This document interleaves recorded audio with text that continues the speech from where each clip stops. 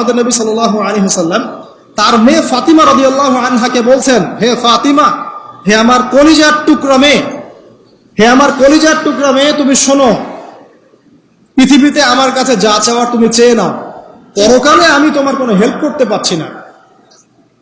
অথচ আমরা জানি নবী সাল্লাল্লাহু আলাইহি ওয়াসাল্লাম সবার জন্য কি করবেন? সুপারিশ করবেন, সেটা অন্য বিষয়।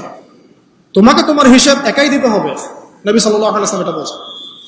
একদিন তিনি বাসায় ঢুকলেন, দেখছেন আয়েশা রাদিয়াল্লাহু আনহা কান্নাকাটি করছে।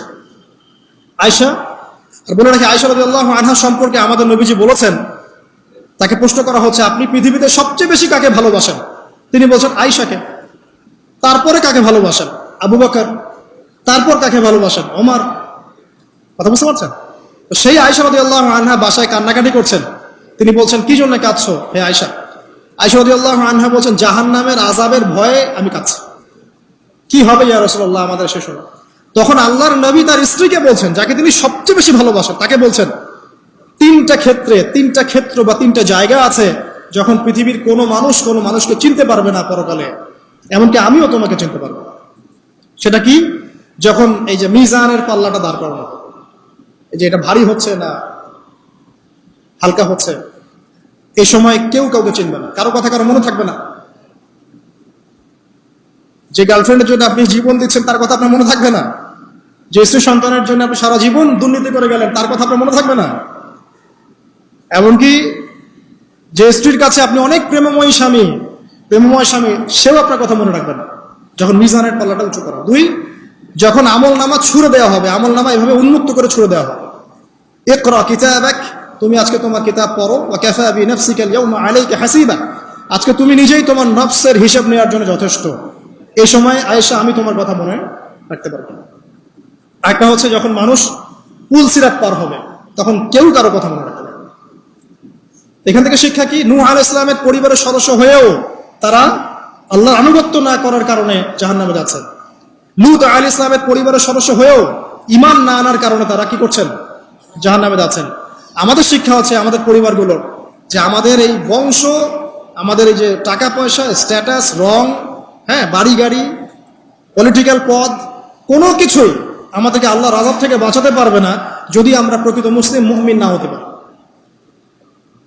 তো পরিবারের সদস্যদেরকে আল্লাহ পাক ঈমানদার হওয়ার তৌফিক এনায়েত করুন। এবার আসেন সামনে, আরো সামনে যান, দেখেন ওই যে ইব্রাহিম আলাইহিস সালাম, মনে আছে?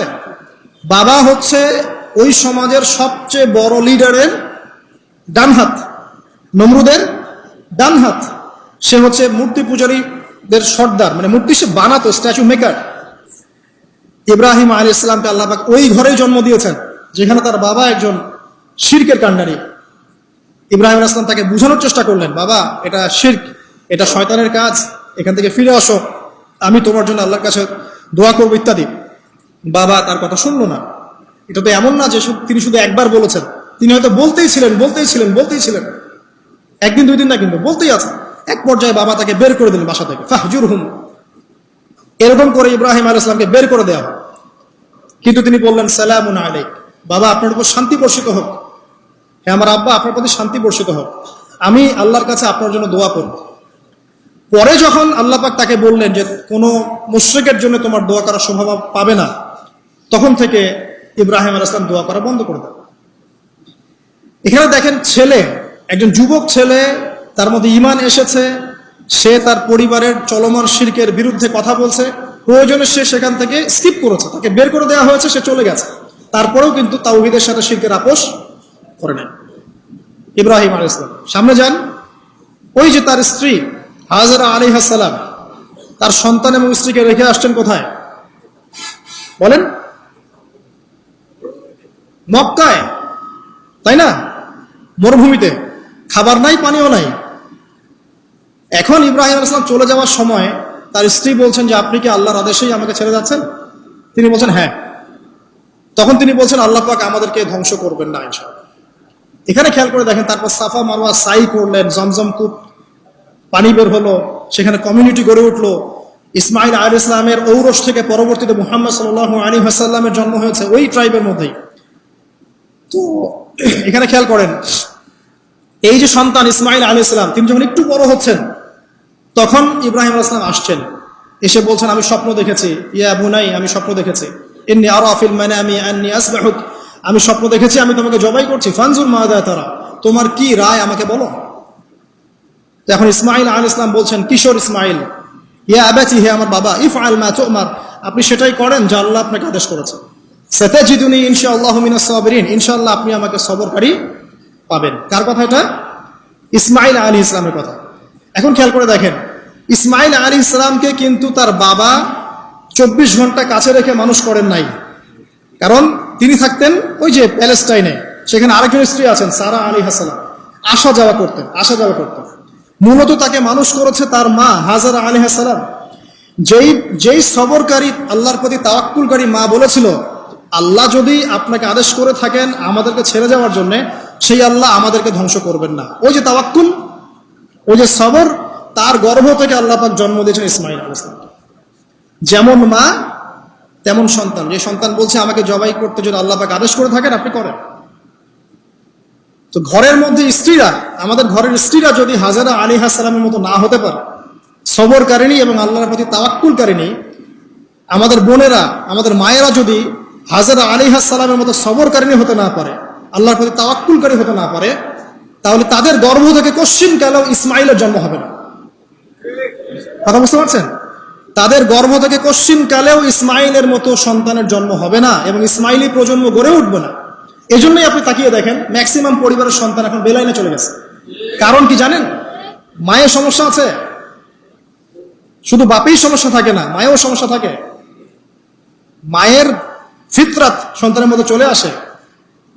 তো নারীরা যদি আল্লাহর আনুগত্যশীলা না হয়, মুমিনা মুসলিমা, 5 ওয়াক্ত নামাজ পড়া, লজ্জাস্থানের হেফাজত করা, খাস পর্দা করা, হ্যাঁ, স্বামীর আনুগত্যকারী, প্রেমময়ী, তারা যদি না হতে পারে, সবরকারিণী, তাওয়াক্কুলকারিণী, তাহলে ওই মায়েদের গর্ভ থেকে আপনি ইসমাঈলের মতো সন্তান কিন্তু পাবেন না। ইল্লা মাশাআল্লাহ, ইল্লা মাশাআল্লাহ। আরো সামনে যান, দেখেন নবী মুসা আলাইহিস সালাম একজন ব্যক্তিকে একটা ঘুষি দিয়েছেন, সেই ব্যক্তি ওইখানে স্পট ডেড। আর ফেরাউনের লোকজন তাকে ধাওয়া করছে। মুসা আলাইহিস সালাম মিশর থেকে চলে গেলেন মাদিয়ান নামক জায়গায়। মাদিয়ানে আরেকজন নবী আছেন, তার নাম হচ্ছে শুআয়ব আলাইহিস সালাম। সেখানে গিয়ে তিনি গাছের নিচে বসে আছেন। দেখলেন দুজন মেয়ে দূরে দাঁড়িয়ে আছে, পানি নেয়ার মতো চান্স পাচ্ছে না।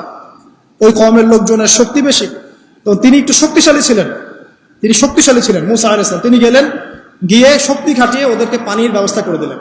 দিয়ে আবার সেই গাছের এখানে এসে বসলেন, বসে আল্লাহর কাছে দোয়া করছেন, রব্বি, হে আমার রব, লিমা আনজালতা ইলাইয়া মিন খাইরিন ফাকির। এখানে কিন্তু তার কোনো গৃহ নাই, থাকার জায়গা নেই, খাবার কিছু নাই, কোনো পরিচিত কেউ নাই, একদম নিঃস্ব শূন্য হাতে হাত উঁচু করে আল্লাহর কাছে বলছেন, রব্বি ইন্নী লিমা আনজালতা ইলাইয়া মিন খাইরিন ফাকির।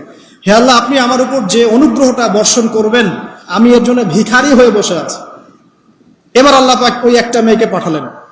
ওই মেয়েটা আসলো লাজুক ভঙ্গিতে, লজ্জাশীলতা, চোখ নিচু করে। এই যে এখনকার এই যে ব্লাউজ ছাড়া শাড়ি পরা জেনারেশন না, এরা চক্ষু নিচু করে আসলেন। এই হাঁটাটাকে আল্লাহ পাক প্রশংসা করেছেন। সে লজ্জাশীলতার সাথে হেঁটে আসলো, এসে মুসা আলাইহিস সালামের সামনে দাঁড়িয়ে চক্ষু নিচু করে বলল যে আমার বাবা আপনাকে ডাকছেন, আমার বাবা আপনাকে ডাকছেন। এই লজ্জাশীলতা মেয়েদের মধ্যে কোথায় পাবেন? এখন একটা হাদিস আছে, যখন তোমার মধ্যে লজ্জা থাকবে না, তোমার দ্বারা যে কোনো পাপ করা সম্ভব। হাদিস আছে, যে কোনো পাপ করা সম্ভব। বিকিনি পরেও কয়দিন পর ঘুরবে এরা, আমি বলে দিচ্ছি, দেখে নিন ইনশাআল্লাহ। এবং এই আন্দোলন করতে করতে এক পর্যায়ে এমন একটা অবস্থা হবে, দেখবেন যে ওটা পরেও রাস্তায় ঘুরছে। মানে ওরা দেশটাকে ওই আমেরিকান এবং ব্রিটেনদের পশ্চিমা সংস্কৃতির রঙে সাজাতে চায়। আর এই নোংরা অসভ্যতার নাম দিয়েছে প্রগতিশীলতা। শয়তান অনেক বেশি প্রগতিশীল ছিল এবং এখনো আছেও। ওই মেয়ের হেঁটে আসাটাকে আল্লাহ পাক প্রশংসা করছেন। আসার পরে তিনি যখন বলছেন আমার বাবা আপনাকে ডাকছেন, তিনি গেলেন, তখন ওই শুআয়ব আলাইহিস সালাম বলছেন যে আমার এই দুই মেয়ের মধ্যে একজনকে আমি তোমার সাথে বিয়ে দিতে চাই। মুসা আলাইহিস সালাম সেখানে বিয়ে করলেন। শর্ত হচ্ছে 8 থেকে 10 বছর তাকে তার ফার্মে চাকরি করতে হবে, কৃষিকাজ মানে গবাদি পশুর, এখানে 8 থেকে 10 বছর তাকে সার্ভিস দিতে হবে, এটাই মোহর। তো এটা আমি এখন বুঝি যে মুসা আলাইহিস সালামকে আল্লাহ পাক এই যে রাখালির কাজ করিয়েছেন কেন জানেন? কারণ এই কাজগুলো মানুষের ধৈর্য বাড়ায়। মুসা আলাইহিস সালামকে পরে আল্লাহ পাক বড় একটা দায়িত্ব দিবেন, এই কারণে তাকে ট্রেনিং দিচ্ছেন এখানে। তাকে আরো বড় একটা জাতিকে সামলাতে হবে যারা আরো অনেক বেশি উদ্ধত, অনেক বেশি গবাদি পশুর মতো। তারা কারা? ওই যে বনু ইসরাইল। চোখের সামনে দেখলো আল্লাহ পাক ফিরআউনকে ডুবিয়ে দিলেন, তারপর 40 দিনের মধ্যে আবার শিরক করা শুরু করে দিল। আমাদের নবী মুহাম্মদ সাল্লাল্লাহু আলাইহি সাল্লামকে একজন কষ্ট দিয়েছিল, তো কষ্টটা এত ডাইরেক্ট দিয়েছে, এসে বলেছে আপনি ইনসাফ করেন, হে মুহাম্মদ সাল্লাল্লাহু আলাইহি ওয়াসাল্লাম, আপনি ইনসাফ করেন, আপনি ইনসাফ করছেন না। তো সাহাবীদের চোখ মুখ লাল হয়ে গেল যে এত বড় কথা নবীকে বলে। তখন নবী সাল্লাল্লাহু আলাইহি ওয়াসাল্লাম বলছেন, দাঁড়াও, আমার ভাই মূসাকে তার কওম আরো অনেক বেশি কষ্ট দিয়েছে। মানে মূসা আলাইহিস সালামের কষ্টের কথা চিন্তা করে আমাদের নবী সান্ত্বনা নিচ্ছেন, যেটা তো কিছুই না। মূসা আলাইহিস সালামকে তার কওম আরো অনেক বেশি কষ্ট দিয়েছে। তো এই কওমকে সঠিক পথে চালানোর জন্য আল্লাহ পাক 8 বছর তাকে রাখালি করিয়েছেন। আপনারা জানেন কিনা জানি না যে বেশিরভাগ নবী কিন্তু কৃষিকাজ করেছেন, এটা জানেন? তো যারা কৃষিকাজ করছেন আপনারা এখানে নিজেকে হীনমন্যতায় ভোগার, ছোট মনে করার কোনো সুযোগ নাই। আপনি একটা নোবেল প্রফেশনের মধ্যে আছেন, খাঁটি প্রফেশনের মধ্যে আছেন, ঠিক আছে? তো দেখেন, এবার মূসা আলাইহিস সালাম একজন ভালো গার্ডিয়ান পেলেন, তার নাম শুআয়ব আলাইহিস সালাম। সেখানে বাড়ি পেলেন, সেখানকার জামাই, তিনি চাকরি করছেন, মানে তার সবকিছুই অনুকূলে। ওই যে দোয়া কিন্তু কবুল হয়ে গেল। সতী পুত পবিত্র একটা মেয়ে আল্লাহ পাক তাকে দিয়ে দিলেন। কারণ মূসা আলাইহিস সালাম ছিলেন অনেস্ট, মূসা আলাইহিস সালাম ছিলেন একটা সৎ ব্যক্তি, অনেস্ট, যিনি কখনো অশ্লীল কোনো পথে পা বাড়ান নাই। ঠিক তেমন একজন মেয়েকে আল্লাহ পাক তার জীবন সঙ্গিনী করে দিলেন। তাই আমাদের শিক্ষা হচ্ছে, আমরা যদি নিজেদেরকে পবিত্র রাখতে পারি, তোমাদেরকে বলছে ইনশাআল্লাহ তুমি তোমার জীবনে পুত পবিত্র নেককার স্ত্রী পাবে। কিন্তু তোমরা যদি এখনকার এইসব প্রলোভনে পড়ে যে না, মদ, পর্ন, হাবিজাবি সবকিছুর মধ্যে ঢুকে যাও, মাদক ইত্যাদির মধ্যে, পুত পবিত্র নারী আসবে না।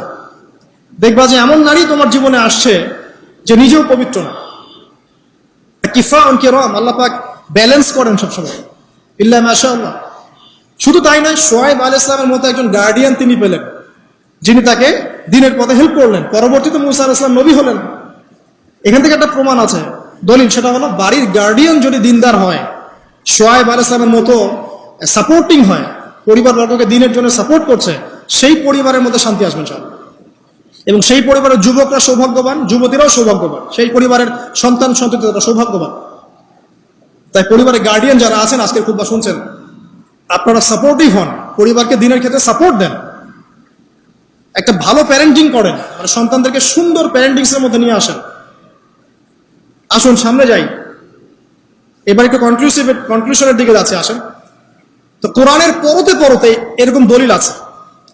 আরো দেখবেন, ইয়াকুব আলাইহিস সালাম মৃত্যুবরণ করছেন, সন্তানদেরকে ডেকে বলছেন যে আমার পরে তোমরা কার ইবাদত করবে। মানে তিনি কনসিয়াস যে আমার পরে বাচ্চা কাচ্চারা আবার যেন বিভ্রান্ত হয়ে না যায়, তোমরা কার ইবাদত করবে, ডেকে বলছেন। আর আমরা ওই সময় ডেকে বলতাম যে আমার ব্যাংকের 10 কোটি টাকা আছে, 1 কোটি ওকে দিস, 1 কোটি ওকে দিস, হ্যাঁ আমার জমি জমা এগুলা আছে, ওকে এটা দিস, ওকে এটা দিস। উনি ডেকে বলছেন তোমরা আমার পর কার ইবাদত করবে। সন্তানরা বলছে আমরা এক আল্লাহর ইবাদত করব, যার ইবাদত আপনি করেছেন, আপনার পিতাও করেছেন। সচেতন গার্ডিয়ান। সামনে যান, আপনি দেখবেন ইউসুফ আলাইহিস সালাম, যিনি যে জেলখানায় বন্দী হলেন, পরে মিশরের খাদ্যমন্ত্রীর দায়িত্ব পেলেন, তার বাবা ইয়াকুব আলাইহিস সালাম কাঁদতে কাঁদতে চোখ অন্ধ হয়ে গেল। দেখেন, যখন ইউসুফ আলাইহিস সালাম তার ভাইদেরকে বললেন এই যে রুমালটা, এই রুমালটা নিয়ে যাও, আমার বাবার চোখের উপরে দিবে, ইনশাল্লাহ সে দৃষ্টিশক্তি ফিরে পাবে। এটা পড়েন নাই মনে হয়, সূরা ইউসুফের মধ্যে আছে। এই রুমালটা যখন আমার বাবার চোখের উপর দিবে, তখন সে তার দৃষ্টিশক্তি ফিরে পাবে। তখন ওই রুমালটা যখন তারা বহন করে নিয়ে আসছেন, অন্ধ ইয়াকুব আলাইহিস সালাম তিনি বলছেন যে আমি দূর থেকেই ইউসুফের গন্ধ পাচ্ছি। সূরা ইউসুফ আর জুলাইখার প্রেম কাহিনী নয়। সূরা ইউসুফ হচ্ছে তার পিতা ইয়াকুব আলাইহিস সালাম এবং এই যে তার ছেলে ইউসুফ আলাইহিস সালাম, তাদের মধ্যে ভালোবাসার কাহিনী। এটা ভালো করে পড়েন, ভালো করে বুঝবেন। এখানে পিতার সন্তানের ভালোবাসাকে বোঝানো হয়েছে।